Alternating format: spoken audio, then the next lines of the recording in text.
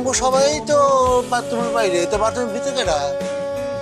ওরে আব্বা গেছে শত্রুপক্ষ। পাস কি? হ্যাঁ। শত্রু রক্ষ ব্যবস্থা করতেছি। তোরা বলে শান্তিতে খাইতে দাস না, শান্তিতে ঘুমাইতে দাস, এখন শান্তিতে একটা বাথরুম গরম সেটাও কি করতে দিবি না? রান্নাঘর, হ্যাঁ, আর আমার বাপের রান্নাঘরে আপনি নামতে পারবেন না। আমি এই রান্নাঘরে রান্না করতে পারবো না কেন? ওরে বাবা রে বাবা, ভুলে গেছেন, দিছেন না, বেড়া দিছেন না, বাক করছেন না বাড়িটা। তুই আমার পুরো যখন বিয়ে করেই ফেলাইছ, তবে আমি এই বিয়ে মাইনে নিব। তুই আজকে থেকে তোর বাবা মার পরিচয় দিতে পারবি না। নীরবতাই সম্মতির লক্ষণ। জোনাকি তোমার কথা মাইনা নিচ্ছে। চাচা যেমন তাল গাছ কেটে পালাইতেছে, এই কথা এখনই আব্বার আর ভাইজান কই দিব।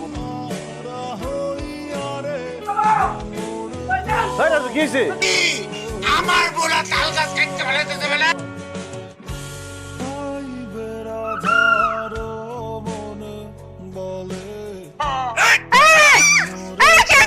আরে আমার তাল গাছ আমি কাটুম, আপনার সমস্যা কি? এই তাল গাছ আপনাকে না, আমার আব্বাই যখন ছোট ছিল আমার দাদার কুলে বৈশা বৈশা নিজের হাতে এই তাল গাছ লাগাইছে, তো তখন জন্মই হয় নাই মিয়া। নিজের একটা তাল গাছ লাগাইছে তো কি হয়েছে? জায়গা জমি ভাগ হয়ে গেছে, এই তাল গাছের নাম গো জায়গায় পড়ছে। আমরা এই তাল গাছ দিয়ে যা খুশি তাই করু। আমার আব্বার পুরো তাল গাছ কাইটা পুকুরে ঘাটলা বানাবি, ওই পুকুর ঘাটে তাল ঠপ করে নিয়ে চুপড়ি দিয়ে মারবো। না না না না, খাইতে তো পারবি না তাল। হ্যাঁ, এই তাল গাছ আমাগো জমিতে, এই তাল গাছের হক আমাগো। এই আপনারা খাড়া আছেন কেন? গাছ কাটেন। গাইস, আমার পোড়ালে মাথায় তুলে আসান মারবা। কি দেখবা? চুল সবটাই না একটা একটা করে চিরিউ। আপনি আমার মাইক চলছে না, আমাকে উকুন বাসবো। হ্যাঁ, উকুনি বাসবা। দাও দেখছেন, একদম গলায় দিয়ে দিব। ওর এত বড় সাহস, আমার মার মাথায় দাও দিয়ে কোপ দিবি? এখনো সময় আছে, আপনার বউ আর মাইয়া গুলো নিয়ে এখান থেকে যান, তাহলে কিন্তু রক্তের বন্যা বসাই দেবো, মাথায় কিন্তু রক্ত যাবে গেছে। আরে যা বেটা যা, রক্তের বন্যা কি রক্তের সাগর ভাষা দিল এই গাছ।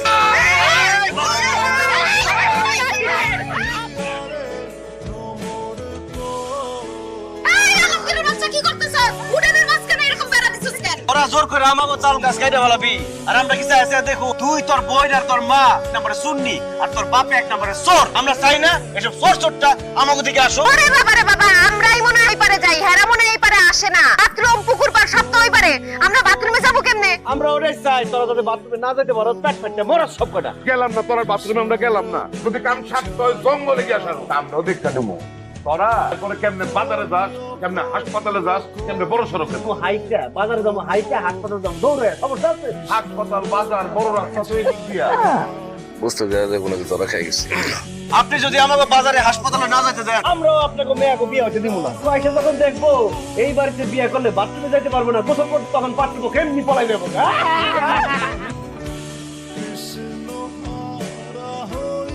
মা আলমগীর, তুই কি ভিতরে? হ্যাঁ বা কি হয়েছে? আমগো সবাই তো বাথরুমের বাইরে, তো বাথরুমের ভিতরে কেডা? ওরে আব্বা গেছে শত্রুপক্ষ।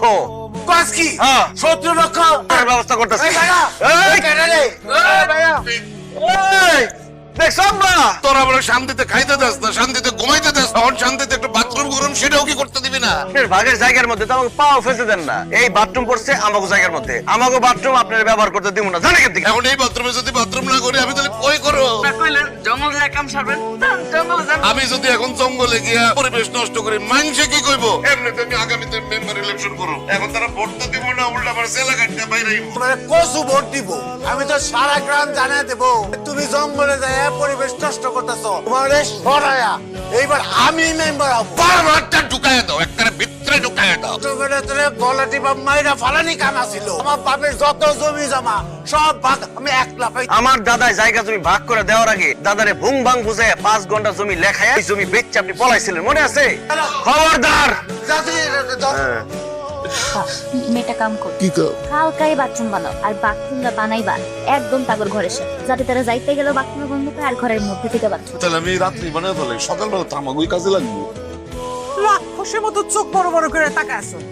ভালোই ভালোই রান্নাঘর থেকে বাইরে যা। রান্নাঘর আমার মায়ের বাপের হইতে পারে, কিন্তু এই রান্নাঘর, হ্যাঁ, আর আমার বাপের রান্নাঘর আপনি নামতে পারবেন না। আমি এই রান্নাঘরে রান্না করতে পারবো না কেন? ওরে বাবা রে বাবা, ভুলে গেছেন, দিছেন না, বেড়া দিছেন না, বাক করছেন না বাড়িটা। এখন আমগো বাগের মধ্যে রান্নাঘর পড়ছে, আপনাগো বাগের মধ্যে পড়ে নাই। তাড়াতাড়ি আনতে পড়েন, নাহলে কিন্তু আমার আম্মা আপনার ঘাড় ধাক্কা দিয়ে আনতে বাইর করতে পারে।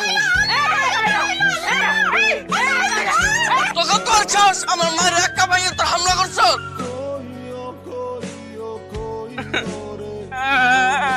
আজকে জোনাকি আর তোর আমি সবাই খেয়ে ভালামু আজকে আমার কি রে রাজু তুই এখনো মরস নাই এই আর ভাই পুরুষ মানুষ হইয়া আমগো দুটা মাইয়া মানুষের সাথে মাই খাই আমার ভাই কোনো পুরুষ মানুষ না, আমার ভাই একটা বাচ্চা। আমার ভাইরে মাইরা খুব আরাম লাগছে, খুব শান্তি লাগছে। তোরা আমার ভাইরে মারছস, আমার মারে অপমান করছস, কোন আমার সামনে তোরা কান ধরে উঠবস করবি, কবি জীবনে আর কোনোদিন এই ভুল করবি না।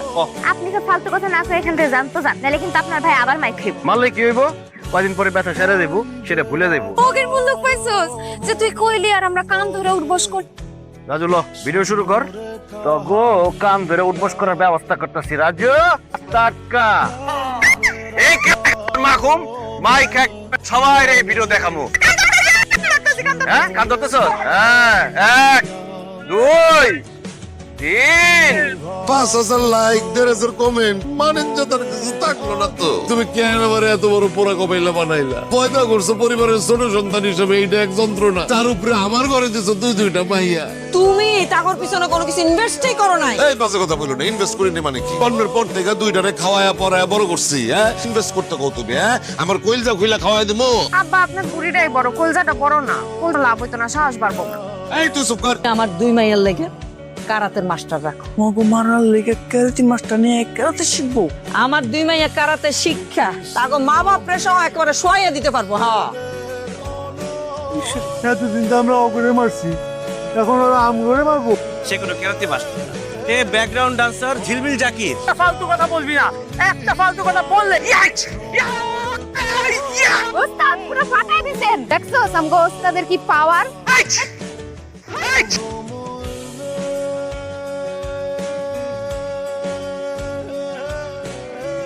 তোরা বাইরে থেকে মাস্টার নিয়ে এসে মারামারি শিখার জন্য। কেন নিজের শরীরে কি শক্তি নাই? শৈলে শক্তি আছে কি না আছে এটা করে দেখাইতেছি খারা।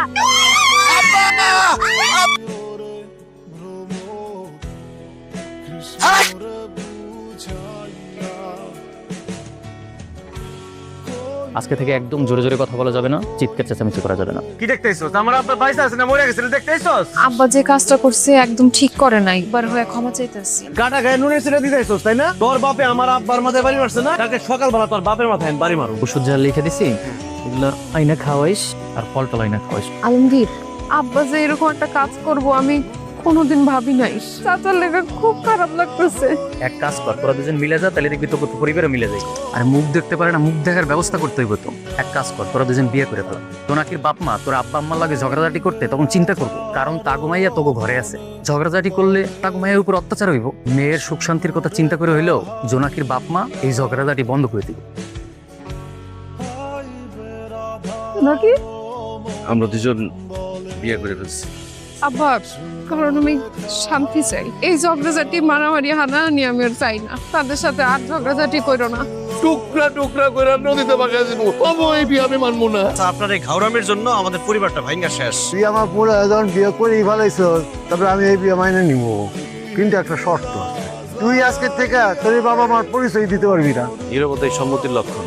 জোনাকি তোমার কথা মাইনা নিচ্ছে, তাহলে আমরাও তো রাকিরে বউ হিসাবে মেনে নিলাম। যেই মেয়ে আমার শত্রুপক্ষের ঘরে গিয়ে বিয়ে বইছে, নিজের বাপ মার পরিচয় দিতে অস্বীকার করতেছে, সেই মায়ের আমি স্বীকার করি না। আমার সেই মায়া মইরা গেছে।